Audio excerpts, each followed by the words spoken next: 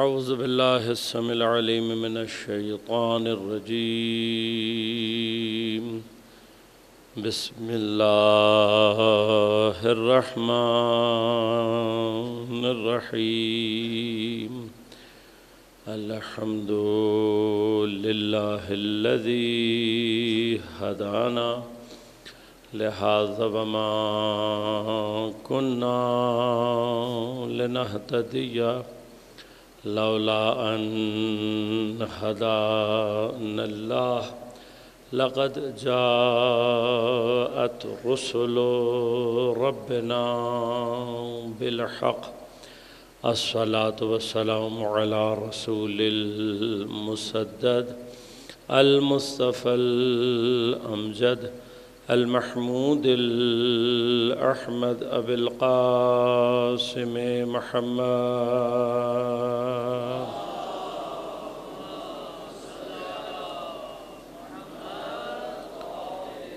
والصلاة والسلام على أسد الله الغالب غالب على كل غالب علي بن أبي طالب.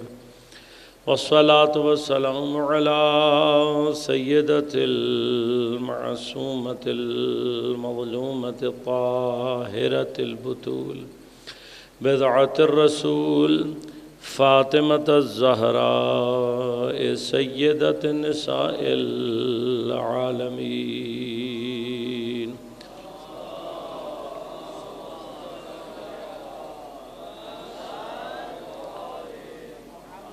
والصلاة والسلام على الحسن المجتبى والحسين المظلوم وأهل بيته الطيبين الطاهرين المعصومين المظلومين المنتجبين المنتخبين، لا سيما بقية الله في الأراضين روحي وأرواح العالمين لتراب مقدمه الفداء.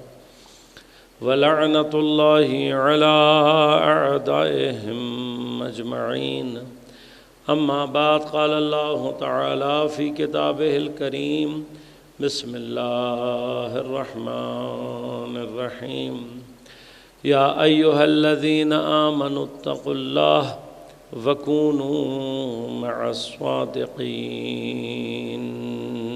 صلوات اللهم صل على محمد.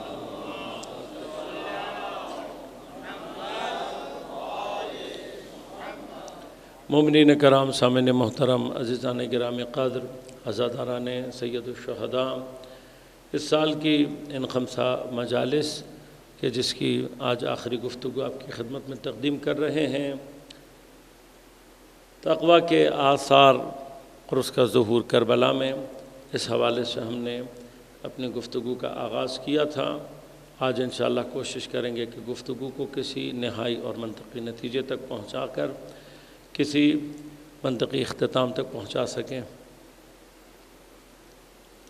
موضوع پر گفتگو کے لیے سورہ توبہ کی 119 نمبر آیت ہے کہ جس میں پروردگار ارشاد فرماتا ہے: اے صاحبان ایمان، تقوی الہی کو اختیار کرو، وَكُونُوا مَعَ الصَّادِقِينَ، اور سچوں کے ساتھ ہو جاؤ، صادقین کی معیت کو اختیار کرو۔ کل آپ کی خدمت میں عرض کیا کہ تقوی پہلے مرحلے پر ضروری اس لیے ہے کہ یہ تقوی انسان کو اس کے خاتمہ بالخیر پر گارنٹی فراہم کرتا ہے۔ یہ یاد رکھیے گا کہ قرآن کریم میں اور روایات معصومین علیہم السلام میں واضح طور پر جن افراد کے لیے جنت کا وعدہ، جن کے لیے جنت کی ضمانت ہے، وہ افراد متقین ہیں۔ اُضْلِفَتِ الجنۃ للمتقین، اللہ نے جنت کو آراستہ کیا ہے متقین کے لیے۔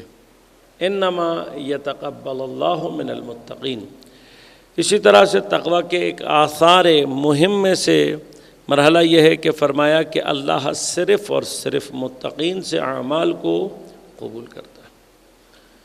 عام طور پر اس آیت کا ایک منفی معنی ہمارے ذہن میں پیدا ہوتا ہے کہ اللہ جب صرف متقین سے قبول کرتا ہے تو اس کا معنی اگر ہم مراحل تقوی میں ابھی تک نہیں پہنچے تو پھر ہمارے عمل کا کیا فائدہ جب اللہ نے قبول ہی نہیں کرنا۔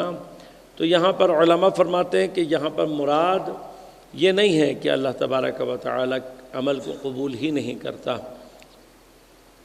بلکہ مراد یہ ہے کہ جب انسان کے اندر تقوی نہیں ہوتا تو وہ بہت سارے اعمال وہ انجام دیتا ہے کہ جو خود ہی اس کے اعمال کو نابود کر دیتے ہیں۔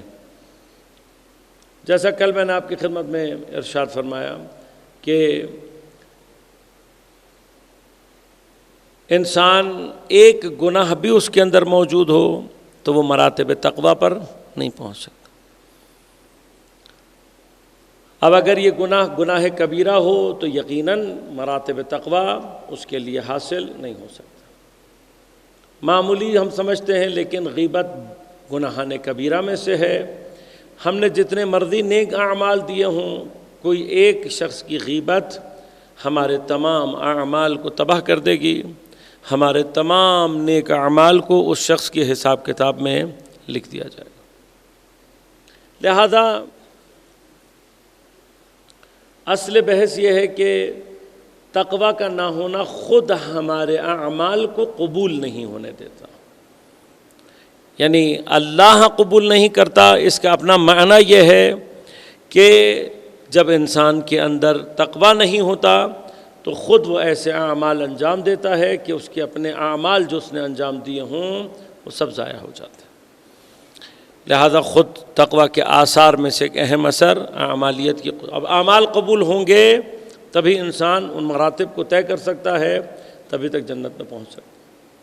لیکن اسی تقوی کے جو اہم ترین آثار ہیں دنیا کے اندر، ان میں سے ایک اثر یہ ہے ان تتقوا اللہ، اگر تم نے اللہ کا تقوی اختیار کیا، فرمایا یجعل لکم فرقانا، پروردگار عالم تمہارے لیے فرقان کو قرار دے گا۔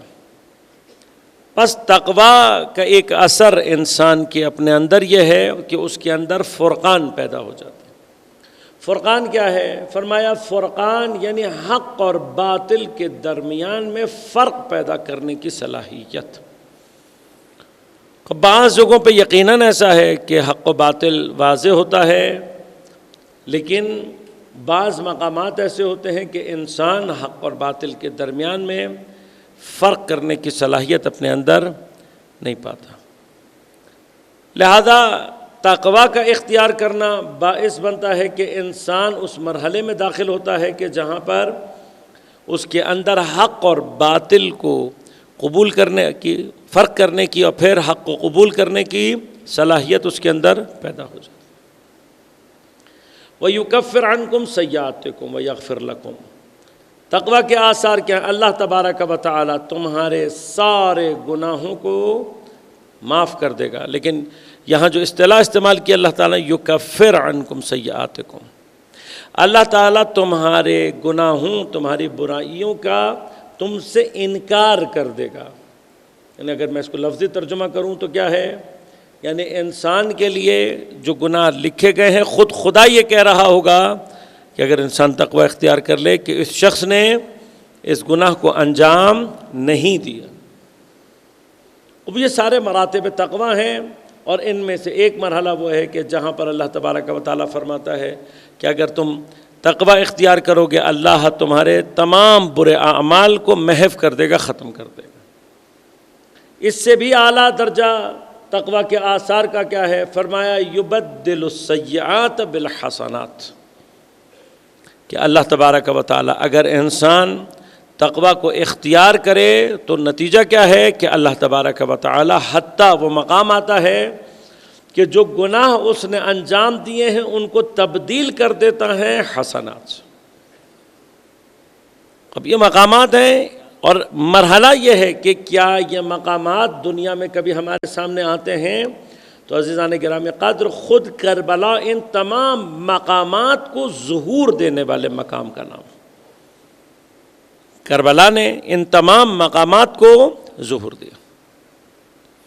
لہذا اس تقویٰ کا حصول کے جو یہ تمام آثار، البتہ قرآن کریم میں اس سے زیادہ آثار بیان ہوئے ہیں، ان میں سے اکثر آثار مثلا جو میں بھی ذرا تیزی کے ساتھ صرف ذکر کر کے آگے بڑھ رہا ہوں، یہ اپنی جگہ تفصیل چاہتے ہیں، جیسے خود فرقان، یکفر عنکم سیئاتکم، یہ کیا منازل اور کیا مراتب ہیں، ان کو تفصیل سے ذکر کیا جا سکتا ہے، لیکن اب دامن وقت میں اتنی گنجائش نہیں ہے ہمارے پاس۔ وَمَن يَتَّقِ اللَّهَ يَجْعَل لَّهُ مَخْرَجًا، تقویٰ کے آثار میں سے ایک مقام کیا ہے کہ ہر وہ شخص کے جو تقویٰ اختیار کرتا ہے اس کے لیے راہ خروج، کسی بھی معاملے میں پھنسنے کا مقام جہاں انسان کو راستہ نظر نہ آ رہا ہو، کلوز کوریڈور، بند گلی میں پہنچ گیا ہے، کوئی راستہ، کوئی خروج نظر نہیں آ رہا، پروردگار فرماتا ہے کہ بس تم اس مقام پر بھی اگر تقوی الہی کو باقی رکھو گے، یجعل لکم، اللہ تعالیٰ تمہارے لیے مخرجاں، اللہ تعالیٰ تمہارے لیے اس جگہ پر بھی ایگزٹ نکالے۔ وَيَرْزُقْهُمْ مِنْ حَيْثُ لَا يَحْتَسِبُ، اور اللہ انہیں وہاں سے عطا کرتا ہے رزق جس کا انہوں نے گمان بھی نہ کیا، یعنی ماورائے عقل انسانی پروردگار عالم اس کے لیے اسباب کو مہیا کرنا شروع کر۔ یہ تمام کے تمام جو آثار تقویٰ ہیں، ان تمام آثار تقویٰ کے لیے ایک راستہ کہ انسان اس تقوی تک پہنچے، فرمایا کونوا مع الصادقین، کہ انسان کے اندر یہ تقوی ایجاد ہو۔ ایک راستہ کیا ہے کہ انسان صادقین کی معیت کو اختیار۔ اب یقیناً یہ معیت فزیکل نہیں ہے، مادی طور پر نہیں ہے کہ آدمی کسی مثلاً صادقین کو تلاش کرے، اور معیت سے کیا مراد ہو کہ مثلاً اس کے ساتھ اپنا گھر خرید لے، یا جب وہ بازار میں چل رہا ہو تو اس کے ساتھ ساتھ ہو، نہیں۔ یقیناً اس معیت سے وہ ساتھ ہے کہ جو معنوی اعتبار سے، باطنی اعتبار سے، حقیقی اعتبار سے اس کے ساتھ ہونے کے معنی میں ہے۔ لیکن بحث یہ ہے کہ یہ صادقین کے جن کے لیے اللہ تبارک و تعالیٰ ارشاد فرما رہا ہے کونو، ہو جاؤ مع الصادقین، سچوں کے ساتھ۔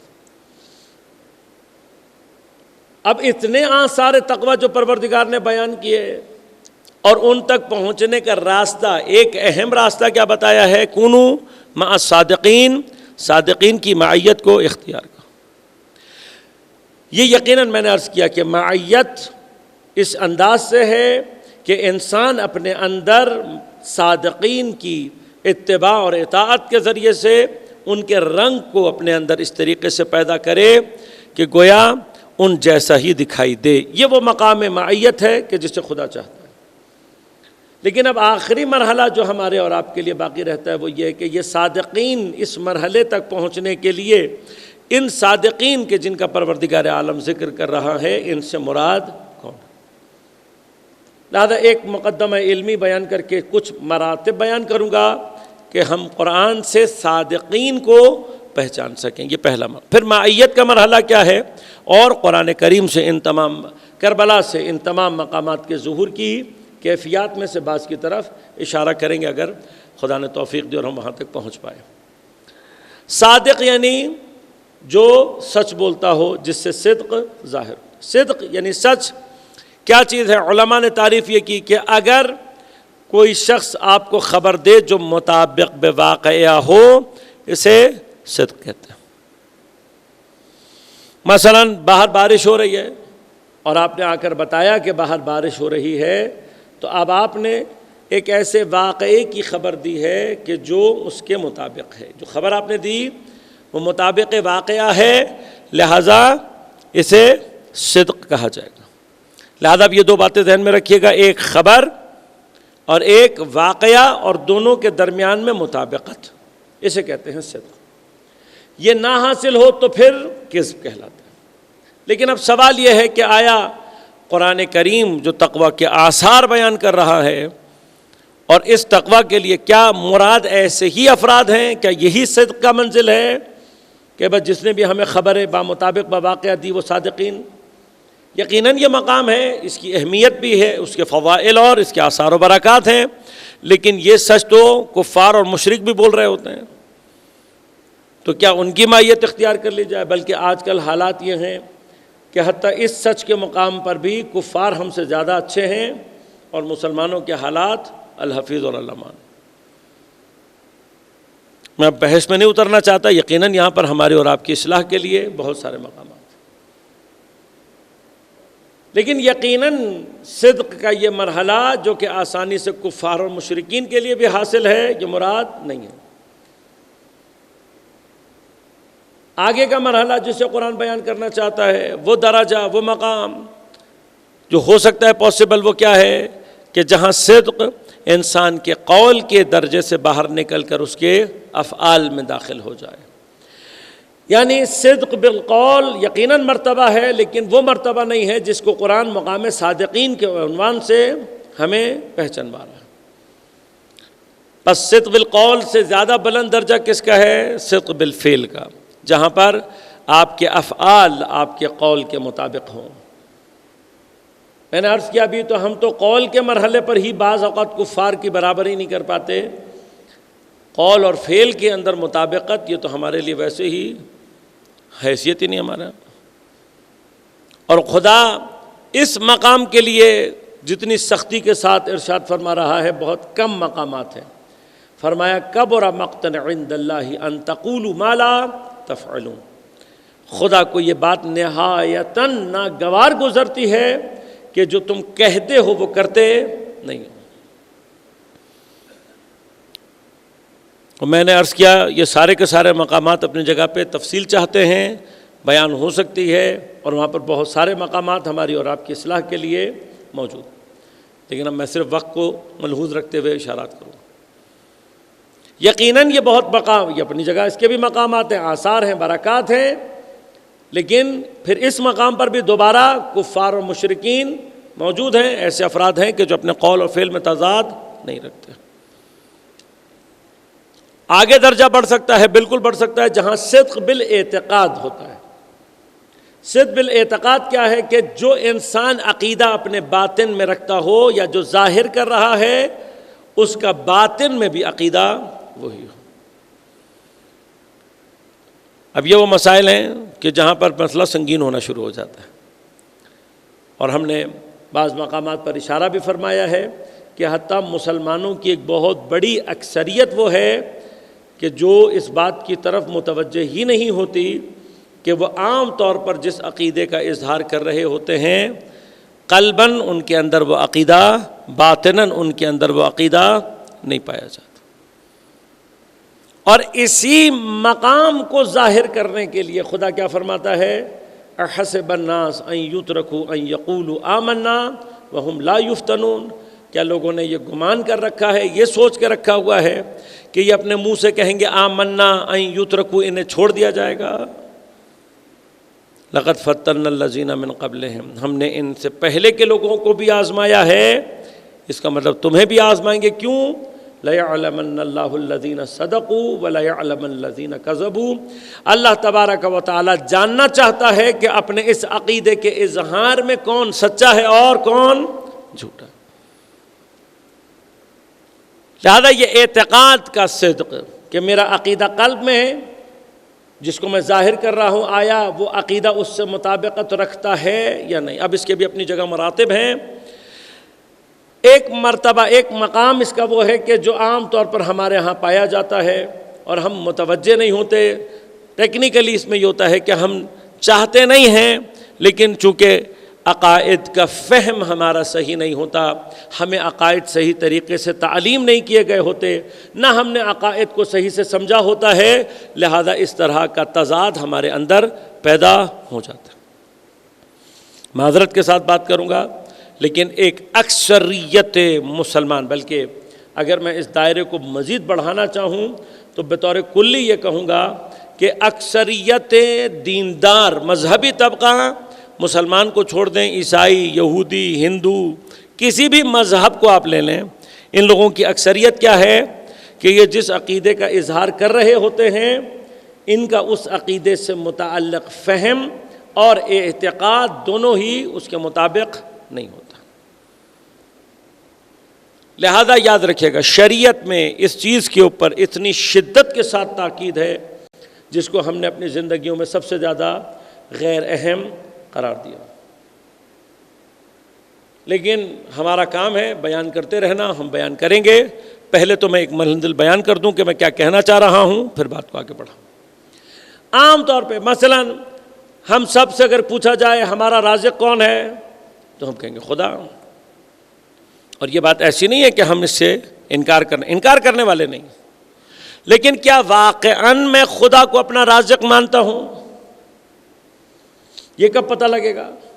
اس کے لیے خدا مسبب الاسباب ہے، وہ اسباب کو مہیا کرے گا اور ایسی کنڈیشن کو ایجاد کرے گا، کرتا ہے وہ، کہ ہمارے پاس رزق حلال کے تمام اسباب منقطع کر دیتا ہے۔ ظاہری طور پہ ہمیں کوئی راستہ رزق حلال کا نظر نہیں آتا، پھر ہماری ضروریات کو، ہماری احتیاجات کو، ہمارے مسائل کو بھی اتنا سنگین کر دے گا کہ ہمیں یہ کیفیت ہمارے اندر پیدا ہو جائے گی کہ بس اب کہیں سے کچھ آئے اور میں اپنے آپ کو اس مشکل سے باہر نکالوں۔ اور عین اس سچویشن میں خدا حرام طریقے کو ہمارے لیے آسانی کے ساتھ مہیا کرے گا۔ اب یہ سارے کام پروردگار عالم جس طریقے سے کر رہا ہوتا ہے اس کو سمجھنا واقعی عقل انسانی سے ماور ہے۔ یہ جو حرام آ رہا ہے، فرض کریں کوئی حرام کی طرف دعوت دے رہا ہے، ٹیکنیکلی یہ بھی اللہ کا بھیجا ہوا ہی ہوتا ہے۔ کیا اللہ ہمیں بہکانا چاہتا ہے؟ نہیں، آزمانا چاہتا ہے۔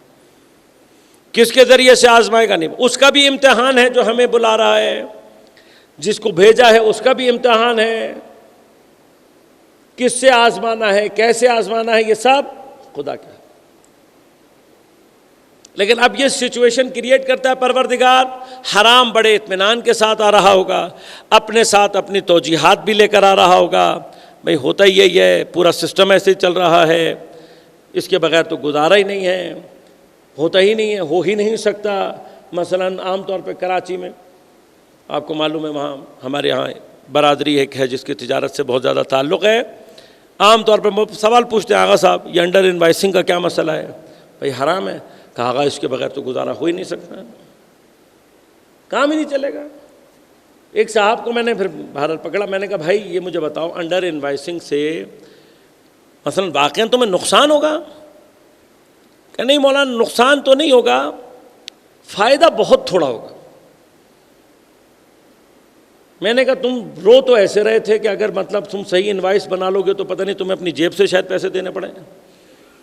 کہا نہیں مولانا ایسا بھی نہیں ہے، لیکن اگر انڈر انوائسنگ نہ کریں تو پروفٹ بہت ہی چھوڑا، اسے گزارا نہیں ہوتا۔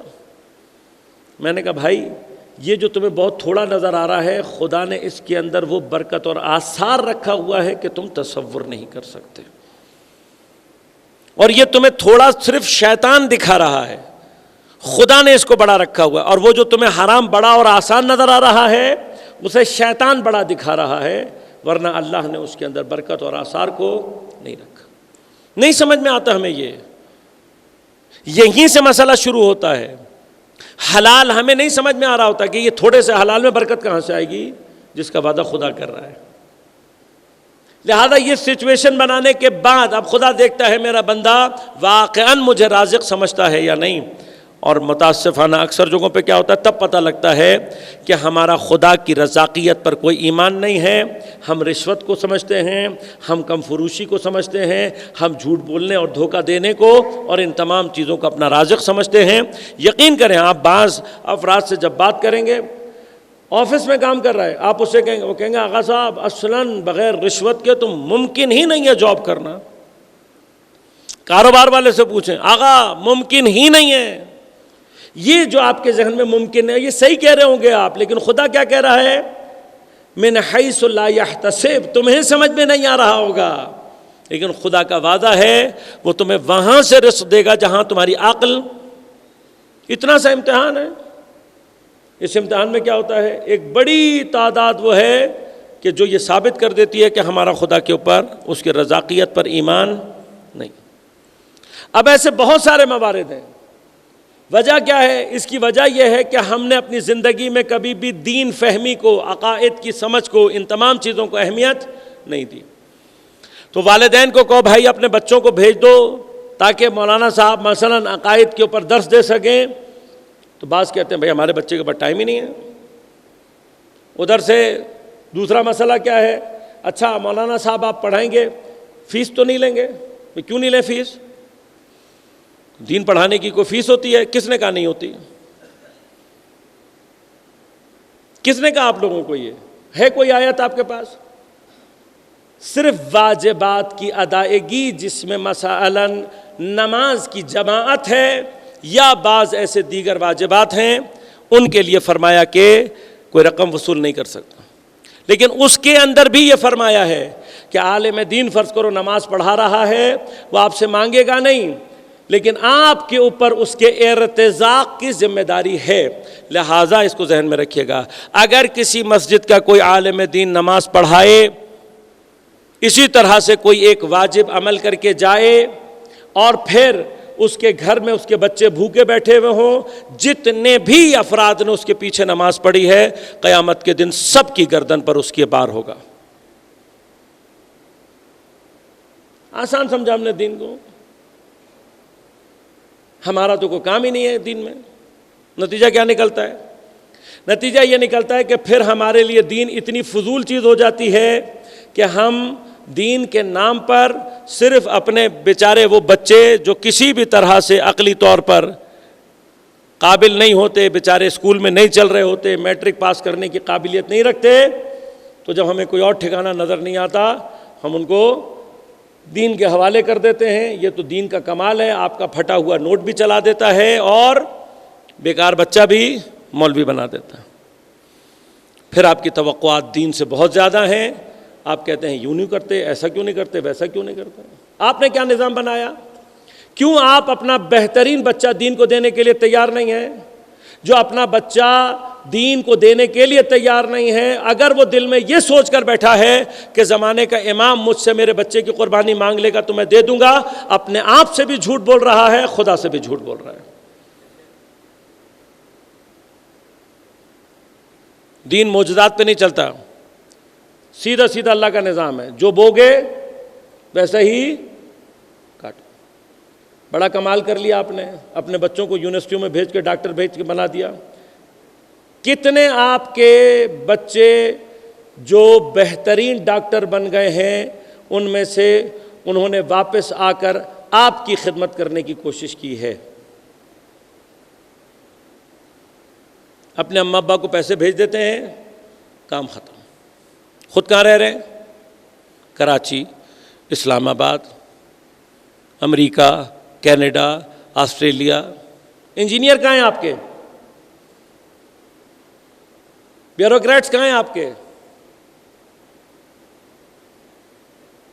آخر میں جو مولوی آپ نے بھیجا تھا وہ آخر میں واپس آئے گا، اور ایسے ہی آئے گا جیسا آپ نے بھیجا ہے۔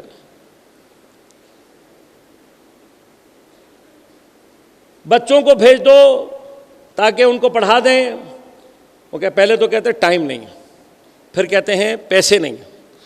یہ دونوں مسئلے بھی اگر حل ہو جائیں تو آخر میں کہتے ہیں مولانا صاحب یہ ننھا سا بچہ، ننھی سی جان، آپ اس کو توحید جیسی مشکل بحث سے پڑھا رہے ہیں، یہ تو ہماری سمجھ میں نہیں آتی، اس کو کہاں سمجھ میں آئیں گی، کیوں ٹائم ضائع کرتے ہیں اس کا؟ اچھا وہ جو آپ اسکول میں اس کو الجبرا پڑھا رہے ہیں وہ آسان ہے؟ Trigonometry, sine theta, cos theta, کتنوں کو یاد ہے ذرا بتائے؟ میٹرک کیے ہوئے کتنوں کو ابھی اگر میں کہوں ایل سی ایم اور ایچ سی ایف نکال کے دکھاؤ، کتنوں کو یاد ہے؟ میٹرک تو ماشاءاللہ سبھی نے کیا ہوگا۔ آیا کام آپ کی دنیا میں کہیں؟ آیا؟ نہ دنیا میں کام آئے گا۔ اچھا فرشتہ آ کر پوچھے گا A+B² کا فارمولا کیا ہے؟ پوچھے گا فرشتہ؟ کبھی کام آیا آپ کے A+B² کا فارمولا زندگی میں؟ وہ اتنی سنگین چیزیں بچے کو پڑھا رہے ہیں، کس لالچ میں؟ کس لالچ میں؟ یہ دنیا میں کام آئے گا؟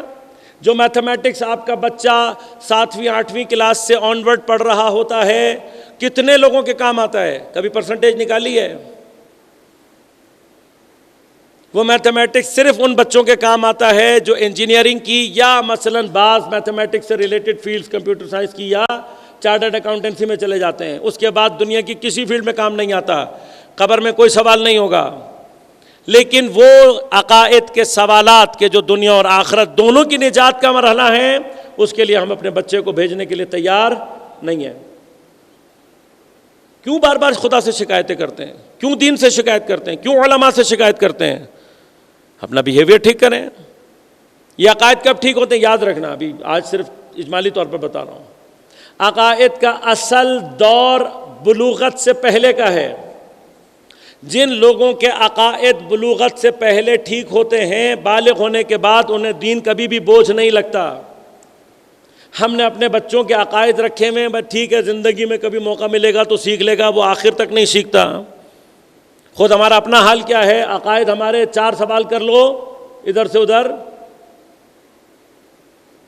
حقیقی معنی میں اگر میں آپ سے عقائد پر گفتگو کرنا شروع کروں، آپ کو خود پتہ لگے گا کہ جس خدا کو آپ اللہ مان رہے ہیں وہ اللہ ہے بھی یا نہیں. لہذا دین کو مذاق نہ سمجھیں. یہ ہے کم ترین درجہ جہاں پر اعتقاد کے اندر مطابقت نہیں پائی جاتی. لیکن اس کا خطرناک ترین مرحلہ کیا ہوتا ہے؟ جہاں پر کوئی جان بوجھ کر اس کے قلب میں عقیدہ کچھ اور ہو اور اس سے ظاہر کچھ اور کرے. اس مرحلے کو منافقت کہتے ہیں. یہ مرحلہ منافقت ہے. وہ جو پہلے کے مرحلے ہیں وہ منافقت تو نہیں کہلاتے، لیکن اگر اسی طرح سے آدمی چلا جائے دنیا سے اور پھر وہ اس خوش فہمی میں ہے کہ شاید میں بخشا جاؤں گا. آیت اللہ جوادی عاملی حفظہ اللہ فرماتے ہیں کہ قبر میں بعض افراد وہ بھی ہوں گے کہ جب ان سے پوچھے گا فرشتہ من ربک، تو پتہ نہیں کتنے لاکھ سال کے بعد اس کو یاد آئے گا اللہ. اور اس لاکھوں سال تک جو قبر میں وہ پڑا رہے گا اسے لالی پاپ اور چاکلیٹ نہیں ملے گی، بلکہ وہ آتشی ڈنڈے ملیں گے اور وہ پٹائی ہوگی کہ آپ یاد کریں گے. لہذا دین کو کسی بھی عنوان سے ہلکا اور مذاق لینا چھوڑ دو.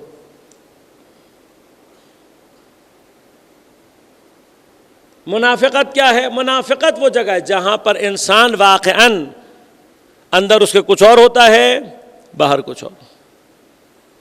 لہذا اللہ تبارک و تعالیٰ نے منافقین کو بھی کیا کہا؟ سورہ منافقون پہلی آیت کہ اے حبیب جب یہ منافق تمہارے پاس آتے ہیں قالوا نشہد انک لرسول اللہ، اے اللہ کے رسول، آ کر کیا کہہ رہے ہیں؟ ہم گواہی دیتے ہیں آپ اللہ کے رسول ہیں. یہ یاد رکھیے گا، قرآن نے تقریباً، میں بہرحال ادعا نہیں کر رہا، لیکن قرآن نے اگر کہیں کسی کا کلمہ کوٹ کیا ہے تو صرف منافقین کا کیا. کلمہ تاریخ میں قرآن میں اللہ نے جس کا کوٹ کیا کون ہے؟ منافق. مومنین کا اللہ تعالیٰ نے کوٹ کبھی نہیں کیا. لہذا ہمارے ہاں جو مثلاً بعض اوقات کی ایک ٹرینڈ چلا ہوا ہے کہ کسی کا بھی تاریخ میں کلمہ ثابت کر دو اور اس کے بعد اس کو پڑھنے مسلمان اور پھر پیغمبر کے اصحاب میں اس کو شامل کر دو. یاد رکھیے گا یہ کام قرآن کا کوئی بھی کر رہا ہے. میں تمام جتنے بھی حتی علماء اہل سنت بھی ہیں ہمارے لیے بہت محترم ہیں، لیکن ان کو یہ واضح طور پر پیغام دے رہا ہوں کہ اگر آپ کے ہاں بھی کوئی ڈیلیبریٹلی یہ کام کر رہا ہے کہ کسی بھی کے کلمے کو ثابت کر کے اسے اصحاب پیغمبر میں شامل کر رہا ہے، سورہ منافقون کی پہلی آیت میں خدا کو جھوٹا ثابت کر رہا ہے. خدا کیا کہہ رہا ہے کہ یہ منافقین آتے ہیں، خود خدا کہہ رہا ہے کیا کر رہے ہیں؟ کہتے ہیں نشہد انک لرسول اللہ، ہم گواہی دیتے ہیں آپ اللہ کے رسول ہیں. اس سے بڑا کلمہ تاریخ میں آپ کو کسی کا مل سکتا ہے؟ نہیں مل سکتا، جس کی گواہی خود قرآن دے رہا ہوں. پھر کیا کہا؟ اللہ یعلم، اللہ بھی جانتا ہے انک لرسولہ، آپ اللہ کے رسول ہیں. پھر کیا فرمایا؟ لیکن اللہ گواہی دیتا ہے. کیا گواہی دے رہا ہے؟ یشہد، اللہ یشہد، اللہ گواہی دیتا ہے ان المنافقین لکاذبون، یہ منافق جھوٹ بول رہے ہیں. سوال منافق جو بول رہے ہیں کیا جھوٹ ہے؟ نہیں، جو بول رہے ہیں وہ جھوٹ نہیں ہے، پھر بھی اللہ کہہ رہا ہے جھوٹ ہیں. کیوں؟ اس لیے کہ جو لفظ یہ استعمال کر رہے ہیں نشہدو، ہم شہادت دیتے ہیں. یہ یاد رکھیے گا کہ شہادت جب تک قلب کی پاکیزگی کے ساتھ نہ ہو شہادت نہیں کہلاتی. قلب کے عقیدے، اب میں کہتا رہا ہوں اشہد ان لا الہ الا اللہ لیکن اللہ کو پہچانتا نہیں ہوں، اشہد ان محمد الرسول اللہ لیکن پہچانتا نہیں ہوں، اس معنی کیا ہے؟ بس میرا بھی کبھی ایمان اس کے مطابق، یہ تو خدا کا لطف ہے کہ اس نے ہمیں منافقوں میں شامل نہیں کیا، لیکن کوئی جان بوجھ کر یہ کرے. اب مشکل صرف یہ ہے کہ یہ جو ہمارے ہاں ایک مینرز کا ٹرینڈ چلا ہوا ہے کہ کسی کے لیے بھی کہہ دو کہ جی فلانے نے فلانے وقت کلمہ پڑھا تھا، کلمہ قرآن بتا رہا ہے، خود سنا رہا ہے، لیکن ساتھ ساتھ کیا کہہ رہا ہے؟ ساتھ ساتھ یہ کہہ رہا ہے خبردار منافقین کو نہیں کہنا، کیونکہ خدا گواہی دے رہا ہے کہ منافقین جھوٹ بول رہے ہیں. لہذا اگر کہیں کسی نے غلطی سے بھی کسی منافق کے لیے یہ کہا کہ یہ مسلمان تھا اور اصحاب پیغمبر میں سے تھا، وہ خدا کی گواہی کو جھٹلانے والوں میں شمار ہو جائے گا. لہذا اب مشکل صرف یہ ہے کہ پروردگار، ہم قول اور فعل کی صداقت کے مرحلوں تک تو کچھ کر سکتے ہیں کہ قول کو چیک کر لیں مطابق میں واقع ہے یا نہیں، فعل کو چیک کر لیں مطابق میں واقع ہے یا نہیں، لیکن اعتقاد کو چیک کرنا ہمارے بس کی بات نہیں ہے، کیونکہ اعتقاد قلبی مسئلہ ہے، باطنی مسئلہ ہے، کسی کے دل میں کیا چل رہا ہے یہ کوئی نہیں بتا سکتا. لہذا پروردگار، یقیناً ہم تیری گواہی کو جھٹلانا نہیں چاہتے، لہذا ہم نہیں چاہتے کہ ہم کسی بھی منافق کو مسلمان کہیں، اور اگر پیغمبر کے زمانے میں ہے تو صحابی کہیں، پیغمبر کے بعد ہے تب بھی، قیامت تک یاد رکھیے گا کسی بھی منافق کو مسلمان کہنا اللہ کی گواہی کو جھٹلانے کے برابر ہے. لہذا پروردگار، ہم خود تیرے بارگاہ میں ہاتھ جوڑ کر یہ کہتے ہیں پروردگار کوئی ایسا راستہ تو بتا کہ جس سے مومن اور منافق جدا ہو جائے. لہذا اللہ تبارک و تعالیٰ نے، یہ مقصد ہے، یہ صرف نعرے والے گفتگو نہیں ہے، اس کے پیچھے پورا مطلب ہے، اس کے پیچھے پوری کی پوری ایک علمی بحث موجود ہے کہ حتیٰ پیغمبر بھی اس بات کی طرف متوجہ تھے. جب یہ بات ہوئی تو پیغمبر کے اصحاب نے آ کر کہا یا رسول اللہ، یہ آپ کو اور آپ کے خدا کو تو پتہ ہے کہ کون دل سے اسلام لایا ہے کون نہیں لایا، ہم کیسے لائیں گے، ہمیں کیسے پتہ لگے گا؟ تو پیغمبر نے یہ فارمولہ دیا بھی، اور اصحاب کہتے ہیں کہ ہم نے پیغمبر کے بعد استعمال بھی کیا، اور ہم گواہی یہ دیتے ہیں کہ ہم آج تک اسی فارمولے کو استعمال کر رہے ہیں اور مومن اور منافق کو جدا کر رہے ہیں. پیغمبر نے فارمولہ بتایا کہ اگر فرق کرنا ہو صرف علی کا ذکر کر لیا کرو، شکلیں خود بتا دیں گی کہ ایمان کہاں ہے اور نفاق کہاں پر ہے. علمی مطلب عزیزان من، میں عرض کر رہا ہوں آپ سے، یہ مطلب پیچھے علمی گفتگو منابع رکھتا ہے اپنا، اس پہ بحث کی جائے کہ یہ کیسے ہوتا ہے. لہذا ابھی چونکہ وقت نہیں ہے، موقع نہیں ہے، کبھی خدا نے اگر توفیق دی تو عرض کروں گا. اسی وجہ سے یاد رکھیے گا، اسی وجہ سے اب بہرحال مسائل سنگین ہے لیکن ہے مسئلہ. ہمارے ہاں برادران کو فوراً بات بری لگ جاتی ہے، لیکن بری لگنے کی کوئی بات نہیں ہے. فاروق بین مؤمن والمنافق، یہ لقب صرف حضرت امیر حضرت علی ابن ابی طالب علیہ السلام کا ہے. کیوں؟ اس لیے کہ یہ لقب ان کو پیغمبر نے دیا ہے. آپ اب جس کے لیے بھی یہ لقب استعمال کر رہے ہیں، یا تو صحیح السند روایت لے آئیں اور خود کہیں لائیں کہ انہوں نے اپنے آپ کو کبھی بتایا ہو کہ پیغمبر نے میرے لیے یہ کہا.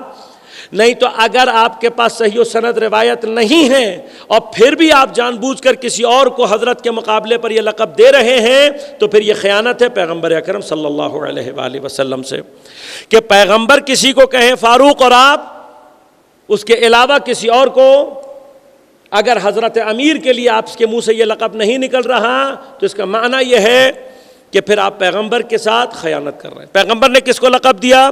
صرف ذات حضرت امیر المؤمنین علی ابن ابی طالب علیہ السلام کو.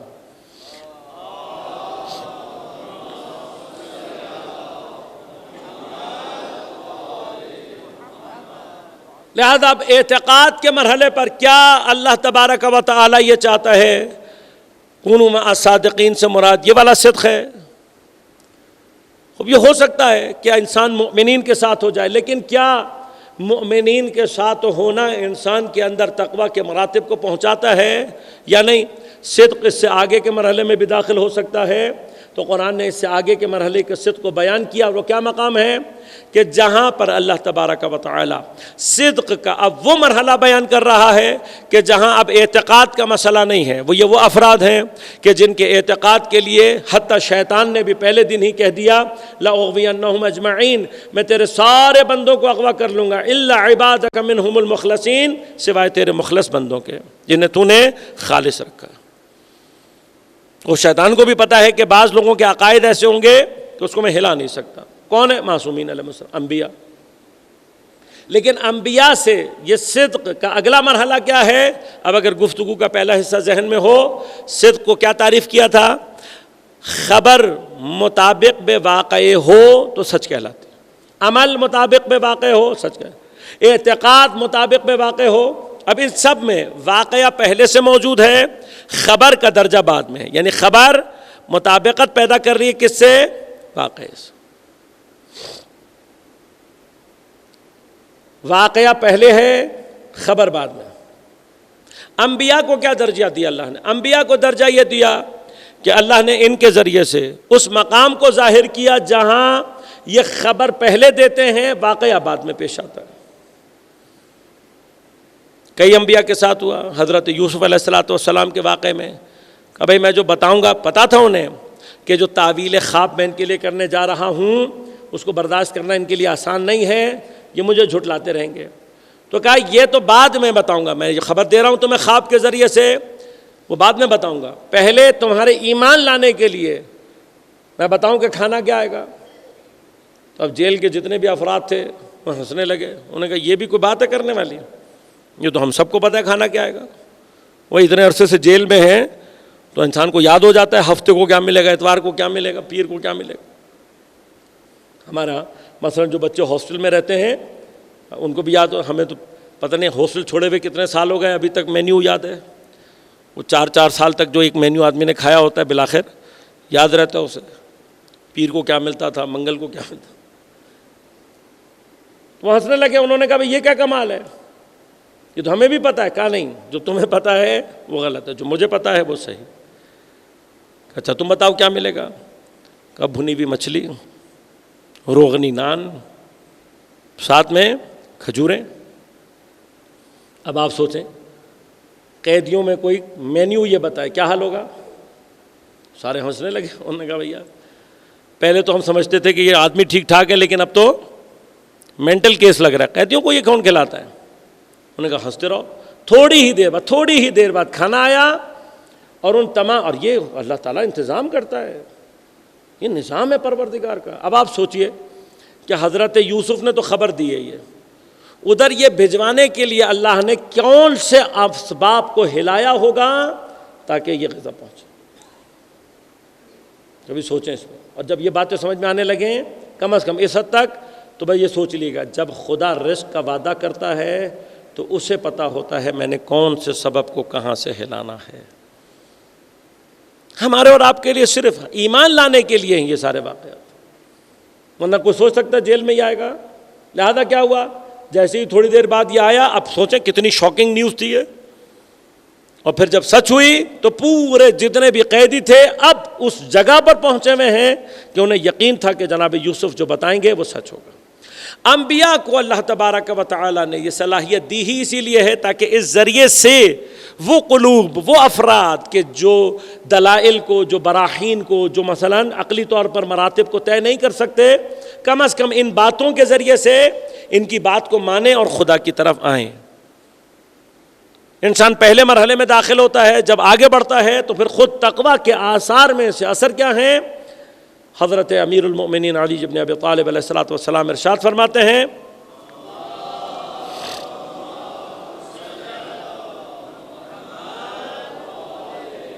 ما اخلص عبدا للہ 40 صباحا، بندہ 40 دن اللہ کے لیے اگر خالص عبادت کر لے، صرف 40 دن خالص عبادت کر لے، کیا کرتا ہے اللہ تبارک و تعالی اس کے قلب سے، اس کے زبان پر حکمت کے چشموں کو جاری کر دیتا۔ یہ کون سی حکمت ہے؟ یہ کتابوں میں نہیں ملے گی آپ کو، یہ حکمت آپ کو لائبریریز میں نہیں ملے گی، نہیں کہا حضرت امیر نے کہ جو 40 دن مثلاً عالم کی صحبت میں بیٹھ جائے، جو 40 دن مثلاً مجالس میں چلا جائے، جو 40 دن لائبریری میں نہ اللہ کے، اب یہ مرحلہ ہے، اس کو سمجھنے کی ضرورت ہے۔ بعض اوقات ہم سمجھتے ہیں کہ عالم ہی ہوگا تو بہت اچھی بات کرے گا، نہ، ضروری نہیں ہے۔ عالم ہو کر اگر باعمل نہیں ہے، اللہ تعالیٰ قلوب پر پردے ڈال دیتا ہے۔ اور ہم نے اپنی آنکھوں سے دیکھا ہے، 25 30 سال حوضے میں پڑا ہوتا ہے اور امامہ عبا پہن کر ممبر پر بیٹھ کر وہ خرافات بکتے ہیں کہ الحفظ علماء۔ یہ بھی آپ نے پچھلے سال نوٹ بھی کیا ہوگا، حوضے سے پڑے ہوئے ہیں۔ اعتقادات کیا ہیں کہ نعوذ باللہ من ذالک ائمہ نے باطل اور طاغوتوں کی بیعت کر، یہ جو چیزیں آ رہی ہیں اس کے لیے حیران نہ ہو۔ حوضے جانے سے علم حاصل نہیں ہوتا، کتابیں پڑھ لینے سے علم، ہاں ٹھیک ہے، معلومات میں اضافہ ہو۔ حکمت مومن کی گمشدہ میراث ہے، ایمان سے آتی ہے۔ یہ حکمت کے چشمے، مثلا کوئی شخص ہے وہی سوچے میں تو ریڑھی لگاتا ہوں، میں تو رکشہ چلاتا ہوں، میں تو ایسا ہوں، میں ویسا ہوں، میں نے تو کتنی کتابیں نہیں پڑھی۔ نہیں، امام باقر علیہ الصلوۃ والسلام فرماتے ہیں من عمل ما یعلم علم اللہ ما لم یعلم، جو جانتے ہو صرف اس پر عمل کرنا شروع کر دو، خدا تمہیں وہ چیز تعلیم کرے گا جو تم نے پڑھی نہیں ہے۔ اور یہ جو تعلیم ہے عزیزوں، یہ ایک عجیب دنیا ہے، عجیب دنیا۔ ہمارے لیے اس لیے مسائل سنگین ہو جاتے ہیں کہ ہم نے پڑھ زیادہ لیا ہے، اتنا عمل نہیں کر پاتے، برکات کے دروازے بند ہو جاتے ہیں۔ میں اپنے لیے واقعی یہ کہوں گا، مطلب یہ ممبر پہ خدمات انجام کرتے ہیں، امام حسین نے بچا لیا، ورنہ ہمارے پاس اس کی نسبت آپ کے لیے راستے طے کرنا آسان ہے عمل کے میدان میں۔ بس ایک پوری حکمت ہے جو کہاں سے آتی ہے؟ خدا کی جانب سے آتی ہے۔ اسی طرح سے یاد رکھیے گا، یعنی اس سارے سلسلے میں تعلیمی ڈگریاں ضروری نہیں ہیں، عمل زیادہ ضروری ہے۔ انبیاء کے ذریعے سے اللہ کیا چاہتا ہے؟ ایک تعداد ہے جو بیچاری پڑھی لکھی نہیں ہے، لیکن اگر آ گئی اور واقعاً عمل کرنا شروع کیا تو پھر پڑھا لکھا ہونا ضروری نہیں۔ نبی کی بات اب سمجھ میں آ رہی ہے اور عمل کر رہا ہے، تو عمل کا نتیجہ کیا نکلے گا؟ وہ حکمت اللہ اندر سے جاری کرے گا اس کے، جو کہ بڑے پڑھے لکھوں کو بھی سمجھ میں نہیں آتی۔ بس اپنے اوپر ایمان کے لیے انبیاء کا یہ صدق کا مطلب غور کیجئے گا، اسی لیے انبیاء کا ساتھ دینے کے لیے یہ کونوا مع صادقین میں یقیناً وہ درجہ انبیاء کا کیوں ہے؟ اس لیے کہ یہ صدق کے اس مرحلے پر ہیں کہ جہاں ان کا یہ صدق نفوذ کرتا ہے انسانوں میں۔ ان کے صدق کے ذریعے سے کائنات کی سچائیوں کو سمجھ لینا اور اس پر عمل پیرا ہو جانا خود بخود انسان کے اندر سے صداقت اور علم کے ان مرحلوں کو جاری کرتا ہے جو کتابوں سے آنے والا نہیں ہے۔ لیکن کیا صدق اس کے بعد بھی کوئی مرحلہ رکھتا ہے؟ ممکن ہے، تو درجہ امکان میں بات کر رہا ہوں۔ اس کے بعد کا درجہ کون سا ہے؟ اس کے بعد کا درجہ عجیب ہے واقعہ۔ اب تک ہم نے جتنے بھی واقعات، جتنی بھی صدق کے مرحلے دیکھے، اس میں قول واقعے سے پیدا، فعل واقعے سے متعلق، اعتقاد واقعے سے متعلق، واقعہ پھر قول پھر فعل پھر اعتقاد۔ انبیاء کہاں ہیں؟ خبر پہلے دے رہے ہیں، واقعہ بعد میں ہو رہا ہے۔ لیکن بعض اوقات انبیاء کے بھی بتائے ہوئے میں ذرا سی تبدیلی کی گنجائش رہ جاتی ہے۔ حضرت یونس کا واقعہ ہے، حضرت عیسیٰ کے لیے بھی بیان ہوا، عذاب آیا، لوگوں کے سروں تک آیا، لیکن واپس پلٹ گیا، واقع نہیں ہوا۔ لہذا حضرت یوسف نے، جب حضرت یونس نے، اللہ نے کہا جاؤ اپنی قوم کے پاس، حضرت یونس نے کہا پروردگار بندہ ہوں تیرا، چلا جاؤں گا، لیکن جو قوم ساری زندگی مجھے جھٹلاتی رہی ہے، اب جب عذاب نہیں آیا تو کون میری بات پر یقین کرے گا؟ اللہ نے کہا یونس اتنے نزدیک سے عذاب دکھایا ہے کہ اب کسی کے اندر تجھے جھٹلانے کی جرأت نہیں ہوگی۔ لیکن کیا عذاب واقع ہوا؟ نہیں ہوا۔ اب وہاں پر یعنی پیغمبر کی اس خبر اور اس واقعے کے وقوع کے درمیان بالآخر کوئی چیز آ گئی، لیکن کچھ ذوات مقدسہ زمین پر ایسے ہیں کہ جن کو اللہ تبارک و تعالیٰ نے وہ مقام عطا کیا ہے کہ وہ واقعے کے محتاج نہیں ہوتے خبر کے لیے، بلکہ واقعہ اپنے وقوع کے لیے ان کی لبوں کی حرکت کا انتظار کر رہا ہوتا ہے۔ اصلاً واقعہ وقوع میں کب آتا ہے؟ جب وہ اپنے لبوں کو حرکت دیتے ہیں۔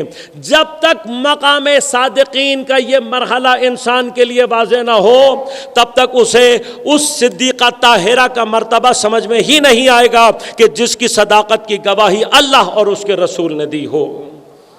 لہٰذا وہ احمق افراد جناب سیدہ کے متعلق اس طرح کے اعتراض کرتے ہوئے دکھائی دیتے ہیں کہ جب بی بی نے کوئی کپڑے درزی کو دیے ہی نہیں تھے، کوئی درزی تھا ہی نہیں، تو جناب سیدہ صدیقہ طاہرہ کیسے کہہ سکتی ہیں کہ بچوں میں نے تمہارے کپڑے درزی کو دیے ہیں؟ یہ تمہاری بنائی ہوئی صدیقہ نہیں ہے، یہ اللہ اور رسول سے صداقت کی سند لی ہوئے صدیقہ ہے۔ یہ وہ صدیقہ ہے کہ جب یہ اپنے ہونٹ ہلاتی ہے واقعہ وجود میں آ جاتا ہے۔ لہذا اگر نہیں بھی تھا، یہ وہ صدیقہ ہے کہ جس کی زبان کی سند اللہ نے یہ کہہ کر لی کہ انما یرید اللہ لیذھب عنکم الرجس اہل البیت ویطہرکم تطہیرا۔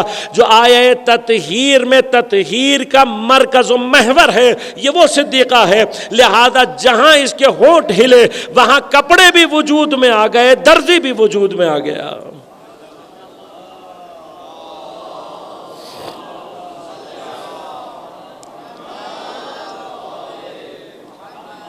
جناب صدیقہ کو ضرورت نہیں ہے اس بات کی، ہم اور آپ محتاج ہیں اس بات کے۔ صدیقہ جانتی ہیں کہ میں کس منزل پر ہوں۔ لہذا ائمہ کی حیات میں بہت سارے ایسے واقعات موجود ہیں۔ کیوں جانتے ہیں کہ ہم واقعے کے نہیں، واقعہ ہمارا محتاج ہے۔ اسی چیز کو ظہور دینے کے لیے جب نجران کے ساتھ مباہلے کی منزل آئی ہے تو وہاں کیا ہوا ہے؟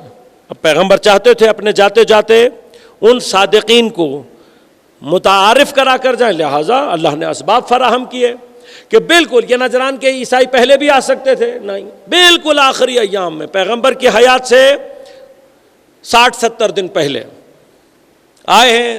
یہاں پیغمبر حج سے واپس پہنچے ہیں مدینہ، وہاں پیچھے پیچھے نجران کے عیسائی آئے ہیں، وہ واقعات پیش آئے ہیں، اور ان واقعات میں کیا ہوا ہے آپ کے سامنے ہے کہ جب انہوں نے دلیل کو نہیں مانا تو پیغمبر نے کہا جاؤ پھر مباہلہ کر لیتے ہیں۔ فَقُلْ تَعَالُوا نَدْعُ أَبْنَاءَنَا وَأَبْنَاءَكُمْ وَنِسَاءَنَا وَنِسَاءَكُمْ وَأَنفُسَنَا وَأَنفُسَكُمْ ثُمَّ نَبْتَهِلْ۔ ہم مباہلہ کریں گے اور پھر کیا کریں گے؟ جھوٹوں پر لعنت بھیجیں گے۔ اب میں تفصیل میں نہیں جاؤں گا، کبھی موقع ملا تو انشاءاللہ مباہلہ تفصیل سے پڑھیں گے، بہت سارے نکات تاریخی عبرت اور اصلاحی ہیں۔ لیکن عرض کر دوں، جو لوگ کہتے ہیں جی فلاں آ گیا فلاں آ گیا فلاں آ گیا، خود آیت کے اندر جو مقام موجود ہے وہ یہ ہے۔ دیکھیے، بعد میں لانا، کسی کو لانا، اس کو لانا، فلاں کو لانا، جھوٹی باتیں بیان کرنا بہت آسان کام ہے، قرآن سے ثابت کرنا بہت مشکل کام ہے۔ جب کہا نا نجعل لعنت اللہ علی الکاذب، اللہ کی لعنت جھوٹوں پر، تو جب کاذبین کہا ہے تو یاد رکھیے گا بڑا قرآن بہت ہی پرفیکٹ ہے، بہت پرفیکٹ۔ قرآن نے یہ نہیں کہا اسلام کے لا بعد جھوٹ نہ بولنے والا ہوا،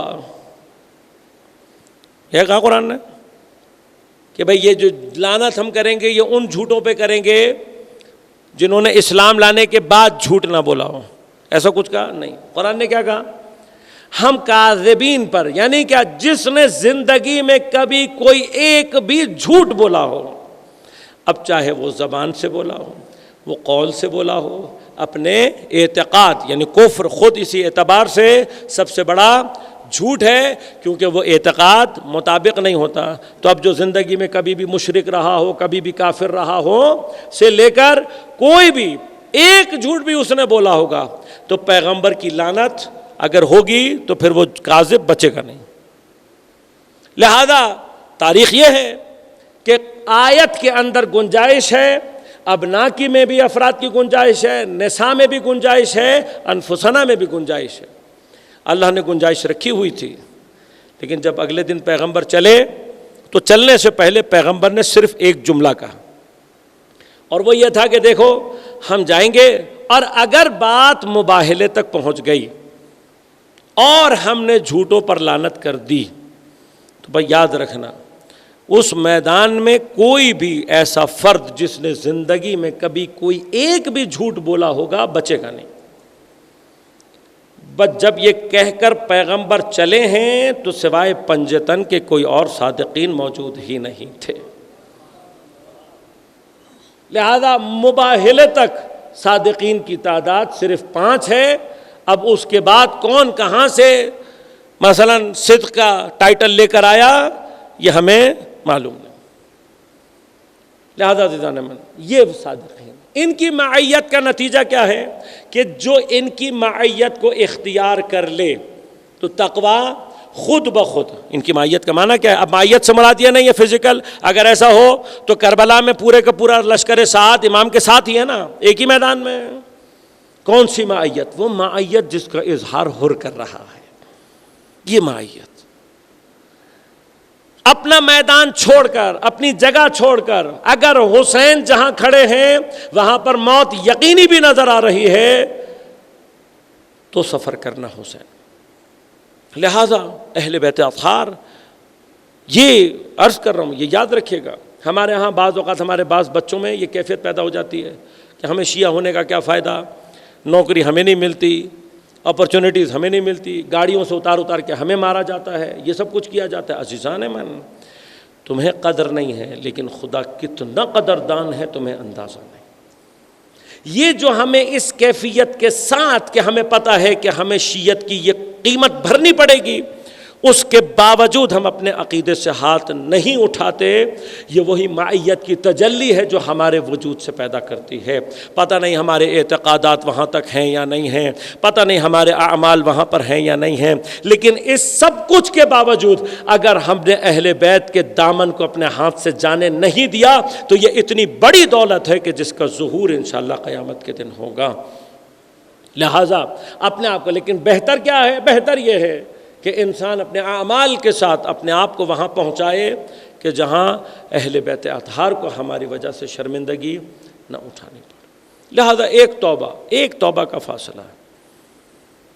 حر نے یہ توبہ کی، اور توبہ کرنے کے بعد عاشور کے دن صبح فیصلہ کیا، موت سامنے نظر آ رہی ہے لیکن حر چلے، اور جب امام حسین کے پاس پہنچے، نزدیک پہنچے، ادھر سے سپاہی حضرت کے اصحاب متوجہ تھے، حر کو دیکھا، پہلے گمان کیا کہ شاید حملہ کرنے میں کوئی جلدی کر رہا ہے، ادھر سے عمر سعد کا لشکر بھی یہ سمجھ رہا تھا، لیکن حر جب نزدیک پہنچے تو ایک مرتبہ اپنی تلوار کو کھول کے زمین پر پھینکا، جیسے غلام اور قیدی لائے جاتے ہیں، ہاتھوں کو پس گردن باندھا۔ یہ عمل جب امام حسین نے دیکھا، متوجہ ہو گیا، اصحاب کو کہا آنے دو۔ کون آیا ہے؟ حر۔ کون ہے یہ حر؟ جو امام حسین کو یہاں تک لانے کا ذمہ دار ہے، جس کی وجہ سے سید الشہداء اور زمین پر اس وقت کے بہترین افراد قتل کے دہانے پر، جس کی وجہ سے حسین کے بچے 3 دن کے بھوکے اور پیاسے ہیں، جس کی وجہ سے شہزادیاں یہاں سے قید کر کے، لیکن حر نے ہمت کی، پھر بھی آ گیا۔ بھئی یہ ہمت چاہیے ہوتی۔ ساتھ میں کیا یاد رکھنا، توبہ کی پہلی شرط یہ ہے ایکسکیوز نہیں لے کر آؤ ساتھ، یہ مت کہو یوں ہو گیا تو ہو گیا۔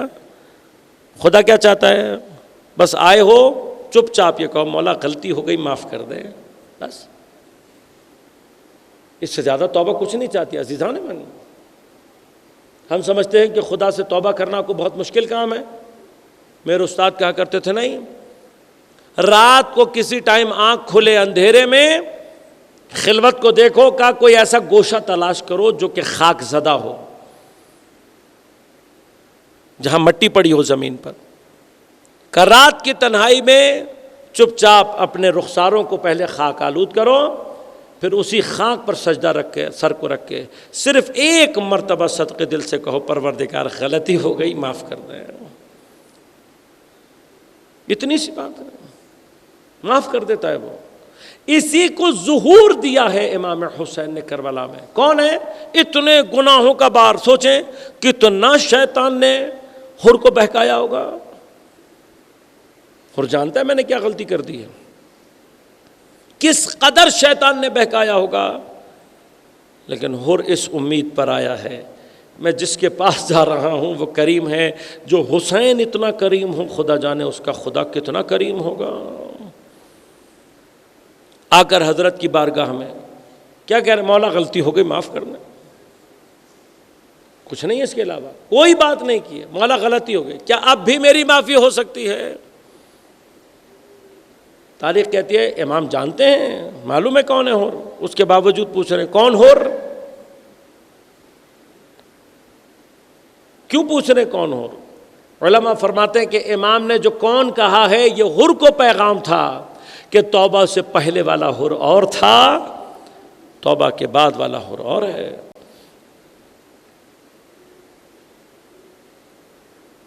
امام حسین نے معاف کر دیا, خدا نے معاف کر دیا. کہاں تک بات پہنچی ہے؟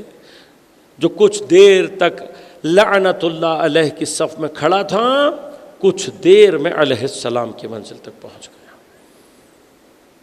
یہ وہ معیت ہے صادقین کی جو ہاتھ پکڑ کر انسان کا اسے خدا کی طرف لے کر جاتا ہے. اپنا ہاتھ کے ہاتھ میں دینے کی کوشش کی. اسی لیے شہزادیاں اسیر ہو کر شام تک پہنچی ہیں. مقصد کیا ہے؟ ایک اہم مقصد یہ ہے کہ جہاں پہنچ کر بھی لوگوں میں جانتی ہیں کہ شام کے لوگ جانتے نہیں ہیں, لہذا سب سے سنگین ترین مقام میں ایک مقام وہ ہے کہ جہاں یزید ملعون کے دربار میں شہزادیوں کو پیش کیا گیا. راوی کہتے ہیں کہ دربار سجا ہوا ہے, بڑے بڑے وفد آئے ہوئے ہیں, پورا دربار سجا ہوا ہے. شہزادیاں ایک کونے میں جا کر بیٹھ گئیں اور ایک دائرے کی شکل میں تاکہ ایک دوسرے کے پیچھے اپنے آپ کو چھپا سکیں. دائرے کے مرکز میں حیا اور عفت کی ملکہ جناب زینب تاریخ کہتی ہے اس طریقے سے اپنے آپ کو سمیٹ کر بیٹھی کہ گویا اپنے وجود کا اظہار نہیں کرنا چاہتی.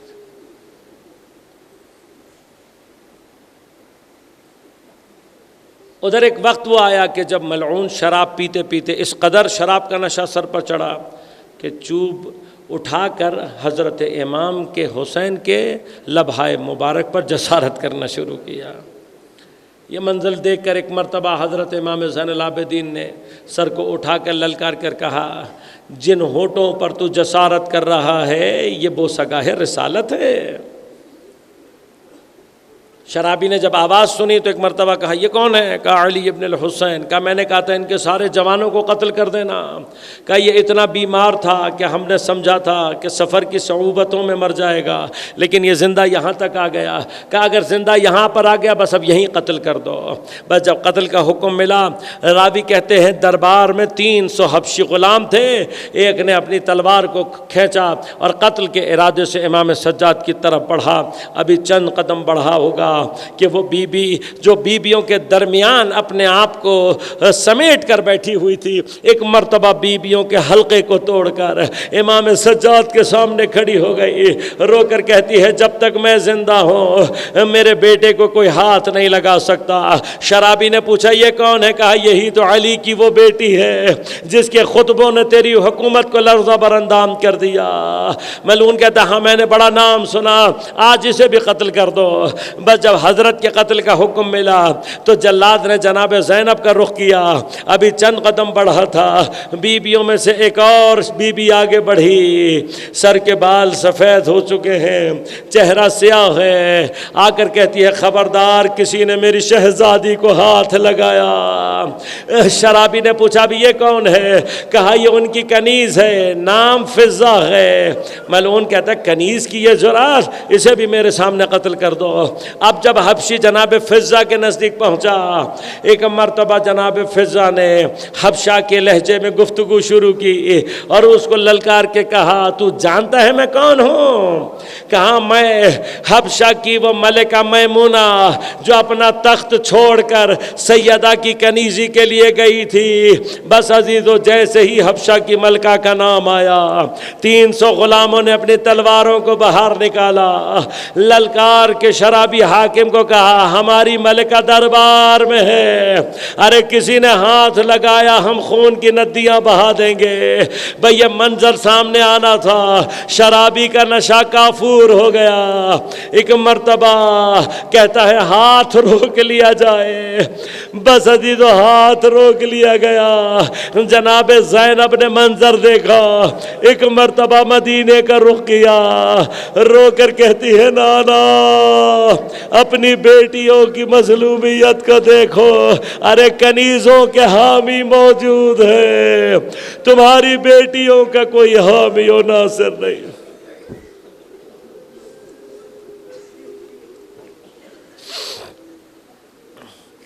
الا ولعنۃ اللہ علی القوم الظالمین وسيعلم الذين ظلموا أي منقلب ينقلبون۔ بار الہ بحق زہرا و ابیہا و بعلہا و بنیہا، ہماری عبادات کو اپنی بارگاہ میں قبول و منظور فرما۔ بار الہ منتقم زہرا، منتقم کربلا، منتقم اسیران کربلا، منتقم مظلومین جہان امام زمان کے ظہور میں تعجیل فرما۔ حضرت کے ظہور کے ذریعے سے دنیا سے ظلم اور استبداد کا خاتمہ فرما، عدل اور عدالت کو قائم فرما۔ بار الہ تمام علماء مراجع عظام بالخصوص رہبر انقلاب اسلامی کی حفاظت فرما۔ مقاومت اسلامیہ دنیا میں جہاں جہاں باطل سے برسر پیکار ہے، بالخصوص غزہ، فلسطین، پارا چنار، لبنان، شام اور دیگر تمام مقامات پر بار الہ ان سب کو نصرت و کامیابی عنایت فرما۔ دین دشمن، اہل بیت دشمن، اسلام دشمن، انسانیت دشمن قوتیں بالخصوص امریکہ، اسرائیل اور ان کے حامیوں کو نیست و نابود فرما، منافقین کو نیست و نابود فرما۔ پاکستان میں ان کے جتنے بھی حامی ہیں ان سب کو نیست و نابود فرما۔ بار الہ بحق زہرا و ابیہا و بعلہا و بنیہا، مؤمنین کو اپنے حفظ و امان میں رکھ، پریشانیوں کو دور فرما، مشکلات کو آسان فرما، بیماروں کو صحت کامل عاجل عنایت فرما، ہمارے مرحومین کی مغفرت فرما، ہم سب کو امام زمان عجل اللہ تعالیٰ فرجہ الشریف کے اعوان و انصار میں شمار ہونے کی توفیق عنایت فرما۔ بار الہ اس مجالس کے سلسلے کو برپا کرنے میں جن افراد نے جس طرح سے بھی اپنا کوئی کردار ادا کیا ہے، میں خاص طور پہ فروغ عزاداری کے جتنے بھی ہمارے یہ برادران ہیں اور ان کے ساتھ دیگر جتنے بھی افراد شامل ہیں، ان سب کا نہایت ممنون و مشکور بھی ہوں۔ مسجد کی انتظامیہ اور بالخصوص آغا حجت الاسلام والمسلمین راحت الحسین الحسینی صاحب کا نہایت ممنون و مشکور ہوں کہ انہوں نے بزرگواری بھی کی، یہاں پر موجود بھی رہے اور اس گناہگار کو جو جونیئر بھی ہے بہرحال اپنی بزرگواری سے انہوں نے تحمل بھی کیا اور یقیناً ہمیشہ ان سے استفادہ کیا ہم نے۔ ان تمام افراد، تمام مؤمنین، خصوصاً آغا صاحب کی صحت و سلامتی اور طول عمر بابرکت کے لیے، اپنی صحت و سلامتی اور طول عمر اور برکت کے لیے عمر میں، اور تمام مرحومین کی مغفرت کے لیے، تمام بیماروں کی شفا یابی کے لیے بلند آواز سے درود پڑھ دیجیے۔ اللہم صلی اللہ علیہ وسلم۔